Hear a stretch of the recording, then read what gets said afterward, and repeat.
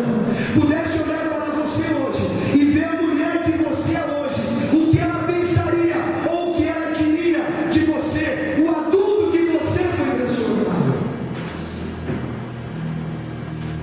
Abre a tua Bíblia. Olha aí, Jesus. No livro de 2 Coríntios, eu vou ler duas passagens. 2 Coríntios. Mas depois dos Evangelhos, Mateus, Marcos, Lucas, João, Atos dos Apóstolos, 1 e 2 Romanos, 1 e 2 Coríntios. 2 Coríntios, capítulo de número 11, no versículo de número 23 ao 27. Depois nós vamos para outra parte da Bíblia. 2 Coríntios 11, 23 a 27. Você que achou, feche os teus olhos. Soberano e eterno, Deus de grande poder e grande glória. Espírito Santo de Deus, tu és bem-vindo ainda mais aqui no nosso meio. Pai querido, eis-nos aqui, Pai. A tua palavra diz em Hebreus 7, no qual os teus anjos tu fizeste dentro, e dos seus ministros lavarinas de fogo. Pai querido, envia antes os ministradores da parte do Senhor, que vão ver cada versículo aqui, meu Pai, desses filhos. Toma nas tuas mãos cada um que aqui está, Pai. Não permita que cada vida saia daqui da mesma forma que entrou, mas que saia transformado, solidificado pelo poder da sua palavra. Espírito Santo de Deus, esta é a tua hora. Ministra no coração dos seus filhos que aqui estão, Pai, para que eles possam sentir, meu Pai, que tu és Deus e o poder do Senhor emana do trono de ti, meu Pai. Fala no coração dos teus filhos. Nessa noite nós tomamos a palavra do teu servo Samuel. Fala, porque esta congregação ouve. E quem nos ouça, que o Espírito de Deus diz nessa igreja. Amém? Olha só, todos os obstáculos são transponíveis para aqueles que possuem um espírito de vencedor. Todo obstáculo é transponível para aquele que possui um espírito de vencedor. O que é um espírito de vencedor? Você não tropeça numa montanha, porque a montanha é grande. Você tropeça nas pedras pequenas que tem no caminho no meio da sua vida. Você não vai conseguir tropeçar numa montanha, porque a montanha é grande. Mas quando você caminha, você tropeça em pedras pequenas, em paralelepípedo, em pedregulho ou em pedras. Por que você tropeça em pedra pequena? Não é nas grandes coisas que nós pecamos, são nas pequenas coisas que acontecem na nossa vida. Que tipo de ser humano que nós somos? No que nós transformamos? A criança que nós éramos ontem, o adulto que nós somos hoje. Se diz que realmente todos os obstáculos eles podem ser transponíveis para aqueles que possuem um espírito de vencedor. O que é um espírito de vencedor? Meu irmão, minha irmã, os heróis, muitas das vezes, eles são anônimos. Quando você vê um campeão de luta, um homem de MMA, qualquer coisa, um lutador, para ele chegar no ringue, para ele chegar no octógono, para ele vencer uma luta, para ele ganhar um cinturão, para ele realizar grandes coisas, ele passa muitas das vezes sozinho, solitário, treinando e lutando, escondido, sozinho. Ele passa lutando para ele chegar e vencer. Muitas das vezes você nem sabe como é o treinamento daquela pessoa, você nem vencendo. Mas os vencedores, geralmente, eles são solitários. São pessoas solitárias, são pessoas que se isolam, são pessoas que têm uma disciplina na sua vida. Olha só o que diz a Bíblia. Vamos falar de um homem que sofreu primeiro.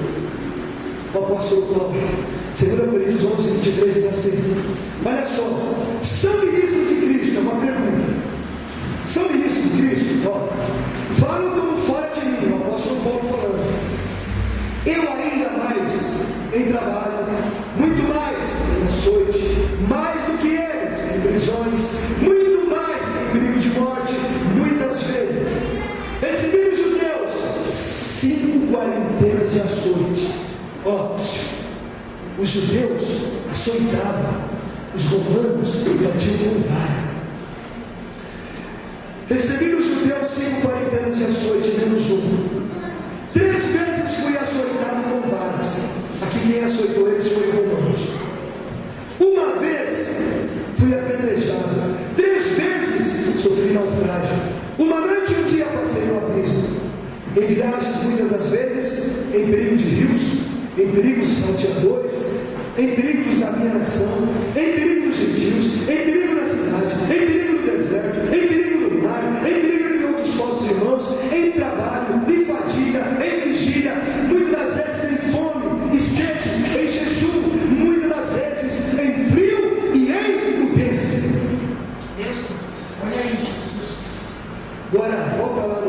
de Mateus. O capítulo é o de número 18. O versículo é de número 1. Mateus 18, 1. Diz assim: naquela mesma hora chegaram os discípulos aos pés de Jesus, dizendo: quem é o maior no reino dos céus? Os discípulos chegam para Jesus, faz uma roda em volta dele, falou: mestre, o mando é o seguinte, vem aqui, ó. Quem de nós aqui, ó, os discípulos batendo no peito, quem de nós aqui, João, Bartolomeu, é o maior no teu reino que o Senhor vai promover? Olha só o que Jesus disse para os discípulos. E Jesus, chamando um menino ou uma criança, o pôs no meio deles e disse: em verdade vos digo, se não vos converterdes e não vos fizerdes como meninos, de modo algum entrará no reino dos céus. Portanto, aquele que se tornar humilde como este menino, esse é o maior no reino dos céus. Amém? Então esse daí você segura pelo último agora. Vamos voltar a Atos dos Apóstolos. Esses dois temas que eu queria olhar para vocês. Todo obstáculo é transponível para aquele que possui o espírito de vencedor. Diz para você que nem sempre um vencedor, ele é geralmente um herói anônimo. Ele é muitas das vezes um herói anônimo. E veja só que coisa tremenda. O apóstolo Paulo, ele foi um sofredor. Ele começa explanando aqui no capítulo 11 de 2 Coríntios, da igreja de Coríntios, que a igreja de Coríntios era um berçário espiritual. Tinha mais problema dentro da igreja de Coríntios do que qualquer outra igreja onde ele passou. A igreja de Éfeso, de Esmina, de África, tinha muito mais problema. A igreja de Coríntios era um berçário espiritual. Se você ler o livro de 1 e 2 Coríntios, você vai entender que o povo daquela igreja era um povo contencioso, era um povo que brigava entre eles, era um povo que havia discórdia, era um povo que o apóstolo Paulo tinha que estar direto trabalhando a vida da igreja de Coríntios. Então ele diz lá em Coríntios que são ministros de Cristo. Ele começa a falar: era eu, ministro de Cristo. Aí ele começa a falar o que ele ganhou. Sofri isso, sofri prisão, sofri açoite, sofri naufrágio, sofri toda essa lista que nós lemos. O apóstolo Paulo falando: eu passei por tudo isso. Eu, como ministro de Cristo, eu passei por tudo isso no decorrer da vida dele. Agora o apóstolo Paulo está velho. Ele está encerrado numa prisão na Judéia. Ele está encerrado na prisão em Roma. Eu não sei qual é a penitenciária de segurança máxima que ele está, mas eu quero que você entre junto comigo agora, porque o apóstolo Paulo ele foi decapitado na sua velhice.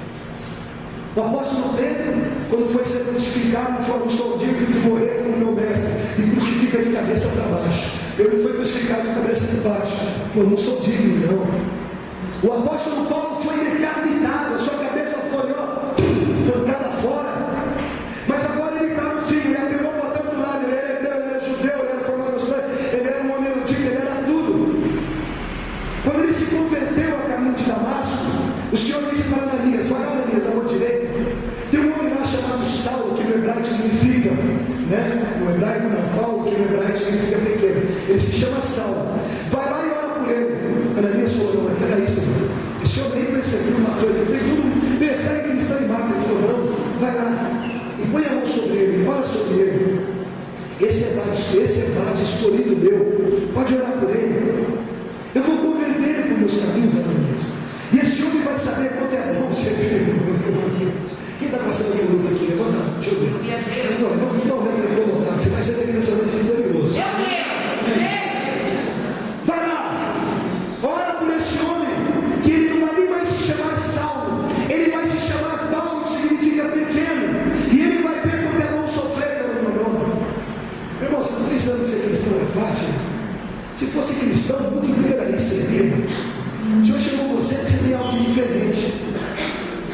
A Bíblia diz que não foi você que escolheu o Senhor, foi o Senhor que escolheu a voz para que você fosse e desse fruto e o seu fruto permanecesse. Então nessa noite você vai entender por que você passa por luta, por que você passa por tribulação, por que você passa por sofrimento, por que muitas vezes você não vê a sua vitória na sua vida. Olha aí, Glória a Deus. Olha só que coisa tremenda.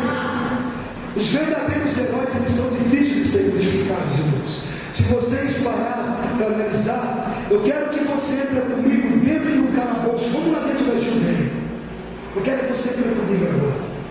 visão, dê imaginação agora na sua mente. Eu quero que você venha dentro de um calabouço frio, úmido, porque as penitenciárias daquele lugar eram assim, era lugar de lavrar, escavado na pedra, quando não muito era calabouço, jogado na prisão, lá dentro de umas grades fechadas. Eu quero que você venha dentro comigo agora. Contempla dentro do homem chamado apóstolo Paulo. Esse homem está dentro de uma prisão. Esse homem, ele já está velho. Eu quero que você entre junto comigo agora aqui, ó. Dá uma abridinha na janela e dá uma espiada lá dentro daquela prisão. E eu quero que você veja um homem caído no chão. Ele acabou de criar o maior movimento da história. A palavra desse homem vai transformar o mundo. Mas só que agora eu quero que você entre dentro comigo. Eu quero que você entre como uma pessoa comum. Faz de conta que você é amigo do carcereiro. Faz de conta que você é amigo de um carrasco. Faz de conta que você é um cozinheiro. Você passou na frente da cela. Você abre a janelinha, dá uma olhada. Você vê um velho caído naquele lugar. Você vê alguns pergaminhos enrolados. Algumas cartas na mão daquele homem com barba a fazer. Você vê aquele homem com o cabelo todo emaranhado. Você vê aquele homem debruçado tentando olhar pela janela, suspirando profundamente. Você olha e há um cuidado dentro daquela prisão. Você não vê nada daquele homem. Você não vê nada de maravilhoso. A sociedade condena aquele homem. Você olha para os pergaminhos que está do lado dele enrolado. Você não dá nem. Você olha ali, parece um pedaço de papel. Aqueles pergaminhos vão mudar a história do mundo. Aqueles pergaminhos vão passar a ser lidos de geração em geração. Aqueles pergaminhos vão passar a ser lidos em vários idiomas, em várias línguas do mundo inteiro. O que está escrito naquele papel que está jogado dentro daquela cela, que acompanhou ele, ou a própria capa de Paulo quando ele estava em Troade, vai transformar a história da humanidade no nome de uma mulher. Mas aparentemente agora você está olhando comigo por uma janela e você vê que aquele homem parece que não é ninguém dentro daquela cela. Você quer ver uma coisa? Olha só. Um chamava o apóstolo Paulo de corajoso, outro chamava ele de visionário. Agora abre a janelinha da penitenciária e dá uma olhada. O rosto daquele homem é cadáver.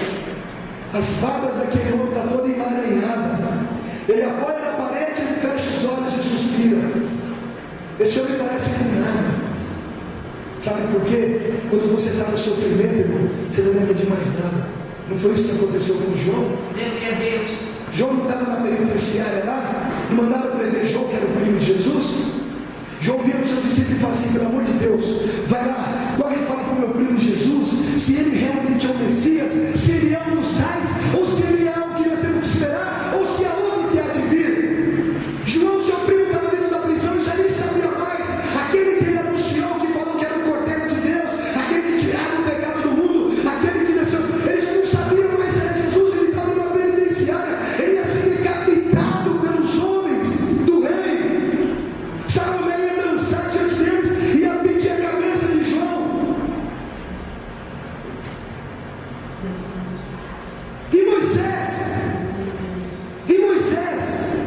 Moisés foi outro, tirou o povo do Egito, passou 40 anos lá junto com seu sogro Jetro, nas montanhas de Midian, escutou Deus falar com ele, desceu que um povo, fez milagre, fez maravilha, mas chegar no final da história: Senhor, deixa eu entrar na terra prometida. Não, Moisés, você não vai entrar não, Moisés. Não, Senhor, deixa eu só vir chegar, você vai enxergar o vale, você não vai nem chegar lá, eu vou te recolher. Você já imaginou o que é isso? Aos olhos humanos parece que você luta e morre na areia. Olha aí, Deus. Parece que você luta e você morre na areia. Olha só, para a sociedade, Paulo era um homem estranho que anunciava uma fé estranha. Nenhuma manchete anunciou a prisão do apóstolo Paulo. Nenhuma manchete anunciou também a sua execução, quando decapitaram ele. Ele está encurvado no meio de 2 soldados romanos, e ele é um apóstolo de Deus, irmãos. E agora? Como é que você me explica isso? Você que tem passado muito aí, ó, chorado para Deus: Senhor, eu não aguento uma casquinha de biju, eu não aguento mais essa luta, Deus. O Senhor me está deixa eu sair da tua presença. Ai, Senhor, eu não aguento mais esse vale, eu não aguento mais o que eu estou passando. E agora, o apóstolo Paulo, olha só, ele está encurvado entre 2 soldados romanos, preso, velho, morrendo aos cabos,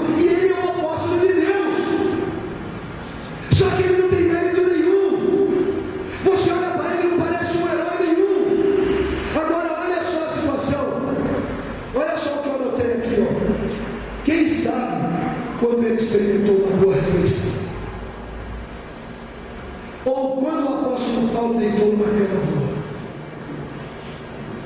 Viagens e problema é o que ele tem para mostrar. Eu até notei aqui que eu fui buscando referência. Em Filipos, tinha competição e luta dentro da igreja. Coríntios, era a competição entre os melhores dentro da igreja. Opa, que eu sou melhor, que eu sou isso, cara, eu tinha da igreja. Na Galácia, o legalismo dominava a igreja na cidade de Galácia. Creta era lotada de gananciosos, um queria comer a perna do outro, queria passar a posição do outro. Éfeso, a igreja de Éfeso, era tomada de homens mulherengos. Amigos, tinha poucos, voltaram contra ele, totalmente quebrado, sem família, sem propriedade. E outra coisa, ele era míope, ele não enxergava direito, por isso que ele escrevia em letras garrafais sobre os amigos. Ele não enxergava direito. Agora, sem propriedade, míope e esgotado. Aí você vai falar assim para mim: mas peraí, pastor, o apóstolo Paulo teve momentos bons? Teve, irmãos. Teve. Quem disse que não? Você quer ver qual foi os momentos bons dele? O momento bom que ele teve foi que ele falou para o imperador, ele não ofereceu o imperador. Pregou para o imperador, certo? Mas nem ligaram para ele. Deu uma palestra no clube masculino no Areópago, mas não foi convidado para voltar mais, porque ele era muito tagarela. Olha só, passou alguns dias com Pedro e os rapazes no colégio de Jerusalém e quase que saiu de lá no tapa com Pedro. Se você ler a Bíblia, você vai quase saiu no tapa com Pedro. O que ele fez? Ele pegou, subiu de mar, pegou tudo, saiu e foi embora. Foi já. Senão ele saiu na mão com Pedro lá. Tudo por causa do negócio de circuncisão, lá que saiu quase no tapa. Aqui, ó. A lista do apóstolo Paulo é só de desgraça. Uma cidade ele foi apedrejado, na outra cidade ele foi atacado com varas. Ele se afogou tantas vezes passando pelo mar, e da mesma forma ele quase morreu de fome. Se ele passou mais de uma semana no mesmo lugar, era porque ele estava preso, nunca recebeu salário, pagava a sua própria despesa de viagem com o trabalho das tendas que ele fazia, e meio período de trabalho. Tinha um emprego de meio período para sobreviver. Ele nem se parece como um herói. Ele se apresentava aos outros como o pior dos pecadores da história. Ele era assassino de cristão antes de se tornar um líder da igreja. Às vezes o coração ficava tão pesado que a pena que ele escrevia atacava ele mesmo, dizendo: miserável homem que sou, quem me libertará do corpo sujeito a esta morte? Romanos 7:24. A própria pena que ele pegava para escrever acusava ele mesmo. Ele estava escrevendo, quando ele escreveu Romanos 7:24, ele dizia assim: miserável homem que sou, quem poderá me separar do corpo desta morte? Olha, irmãos, olha só a vida desse homem. Em um minuto ele tem certeza de tudo, em um minuto ele está cheio de dúvida. É o que acontece com você, é o que acontece comigo. Às vezes você vai lá em nome e você não sabe, irmãos. Você que está cheio de problemas, você que está cheio de lutas na presença do Senhor, o Senhor está te lapidando. É por isso que essa teoria da prosperidade, irmãos, eu não sou contra, não. Eu não sou contra a teoria da prosperidade. Eu sou contra quando um pastor só pergunta e fala assim: meu irmão, se Deus não fizer isso na sua vida, eu rasgo minha vida para o meu irmão, se tiver no culto, levanta e sai. Não, levanta e sai. Um dia eu não saí da igreja porque o cara estava no estacionamento lá, enfiado em meio dos outros carros, não conseguia sair. Porque eu levantar e sair. Sabe por quê, irmãos? Eu creio na riqueza, eu creio no dom de Deus. Mas você sabe como eu creio, irmãos? Eu creio naquela riqueza que está em Hebreus, os heróis da fé, a galeria dos heróis da fé, homens que andaram com o Senhor, homens que não foram dignos de andar nas suas vagas, homens que fizeram isso, homens que fizeram aquilo, homens que oraram, buscaram e não viram as promessas cumpridas na sua vida. Esses homens que são dignos de tal, não viram as promessas cumpridas, mas não afastaram o mal e ficaram na presença do Senhor. Você sabe como que eu creio em prosperidade, irmão? É quando Deus ele quer dar deliberadamente para você, sem você pedir mesmo, porque Ele conhece o teu coração. Ele te fala uma coisa, Ele supre a tua necessidade, Ele não deixa você enganado, não. Você quer saber realmente na riqueza que eu creio? É na riqueza de Salomão. Sabe qual é a riqueza? Quando Salomão chegou para o Senhor, que ele ia dirigir todo o povo de Israel, ele falou: Senhor, eu quero, falou Deus, falou para ele, tudo que você quiser, Salomão. Senhor, eu não quero nada, eu quero sabedoria para guiar esse povo. O Senhor falou: Salomão, quando tudo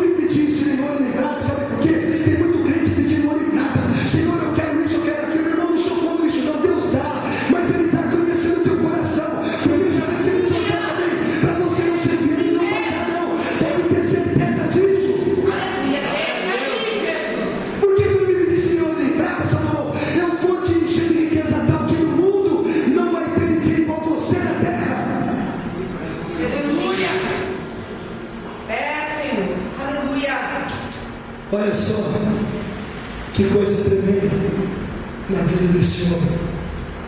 Um dia ele está pregando, outro dia ele está na prisão. É nesse lugar que eu quero que você olhe, dentro da prisão. Olha só que coisa tremenda. Dá a última olhada lá no apóstolo Paulo. A lâmina está sendo enfiada para cortar o seu pescoço. O que você vê na cela não é muita coisa não. Você vê um homem velho dentro da cela. Mas eu vou te dizer uma coisa para você.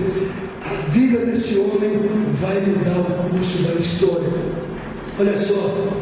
A fama de Nero vai desaparecer perto da luz do apóstolo Paulo.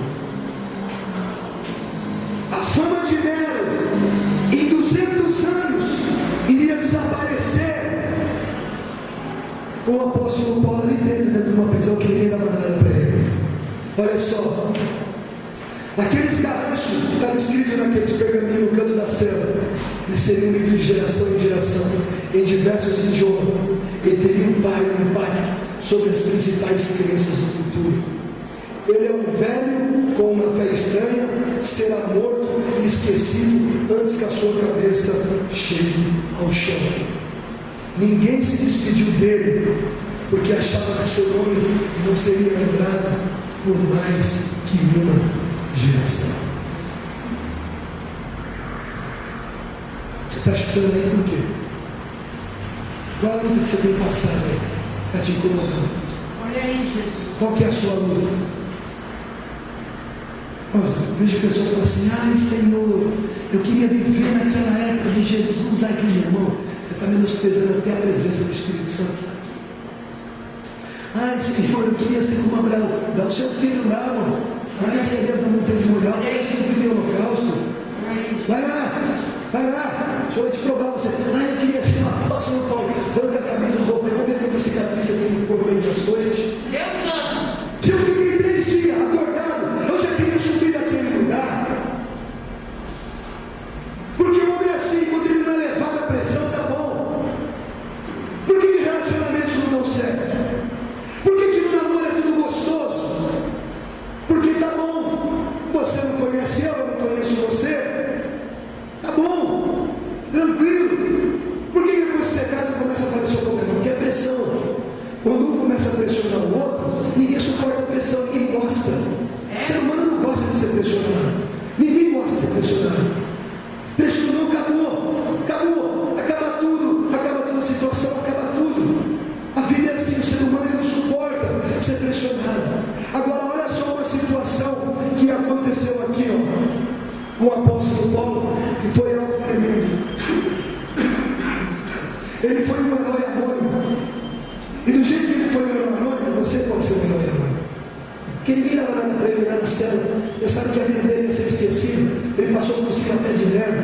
Olha só, hoje aqui, depois de 2 livros anos, nós teremos lendo algo a respeito da vida desse homem. Você conhece Nero? Você conhece Nero no filme. Foi um livro que você leu, você conhece, você tem certeza que você está dando uma olhada, não sabe quem foi o imperador, se foi o que ele foi. Também se conhece por história, mas o apóstolo Paulo não.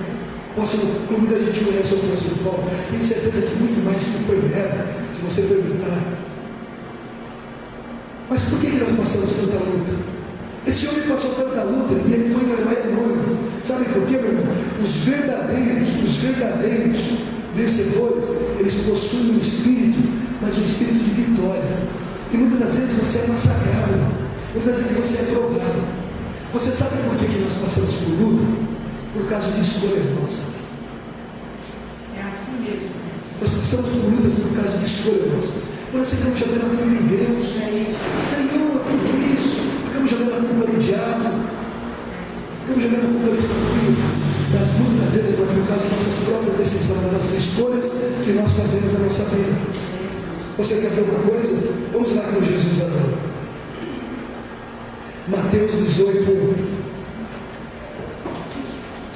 Naquela mesma hora, Olha aí, Deus. chegaram os discípulos aos pés de Jesus dizendo: quem é o maior de nós aí no reino dos céus?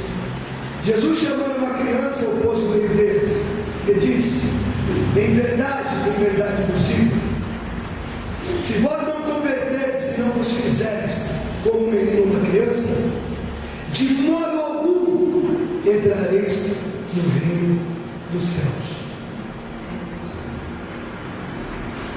Você sabe o que eu ouvi eles falar para aquele no curso? Eu não tenho tempo. Vamos para a igreja hoje, eu não tenho tempo. Você nunca tem tempo para nada. Você nunca tem tempo para nada. A gente é uma das escolas mais escutadas que existe. Agora você fala assim, opa, tem um casamento ali, opa, estou lá. Estou lá, né? O endereço não se preocupa não, procura no GPS aqui, coloca aqui no GPS, eu vou, se preocupa não, eu coloco no GPS, você não quer nem saber, você só fala no GPS e vai, você vai embora. Você vai embora e vai, irmão, pode ter certeza que você vai. Você não é o caminho, você é cego. Você chega lá e não reclama. Chega lá e fica tranquilo. Jesus. Agora olha só o que Jesus disse aqui, ó. Portanto, aquele que não se tornar humilde como essa criança, esse é o maior no reino dos céus. Por que se tornar humilde como uma criança? Porque uma criança, um filho, porque o pai bate no filho, cara, o bichinho fica soluçando. E aqui dá um abraço no pai, dá um abraço deles, vem, dá um abraço. Quem é pai e mãe aqui sabe o que eu estou falando? Quem é tia, tio, sobrinho aqui também sabe o que eu estou falando. Você pode chegar na vara da correção dele e bater, o bichinho está soluçando, você fala, engole choros, vem aqui, olha aqui, o bichinho vem soluçando, ele abraça a mãe, ele abraça o pai, mas ele abraça com sentimento, não é com falsidade, não. Aleluia, é assim mesmo. Ele vem chorando, soluçando e fala, dá um beijo no pai, ele dá um beijo no pai, dá um beijo na mãe, chorando em lágrimas, porque o amor dele é verdadeiro. Aleluia, Jesus. É assim mesmo. Foi por isso que Jesus disse, olha, se vocês que estão questionando, querendo saber quem é maior vai entrar no reino dos céus, se você não quiser começar a criança a ser humilde, porque a criança ela tem humildade, ela não tem maldade. Mas peraí, Deus. se ela tem humildade e não tem maldade, por que Jesus está mandando transformar como uma criança? Por quê? É fácil. Eu vou resumir naquela frase que eu escrevi. Se a criança que você foi hoje pudesse olhar para você hoje e ver o adulto que você é hoje, o que ela diria de você? Se a vida é feita de escolhas, por isso que Jesus falou para eles: se você não se tornar como essa criança, que tipo de pessoa nós nos transformamos no decorrer da nossa vida? Arrogantes? Ela de tradição hereditária da mãe e do pai? Isso a gente só vê quando casa, né?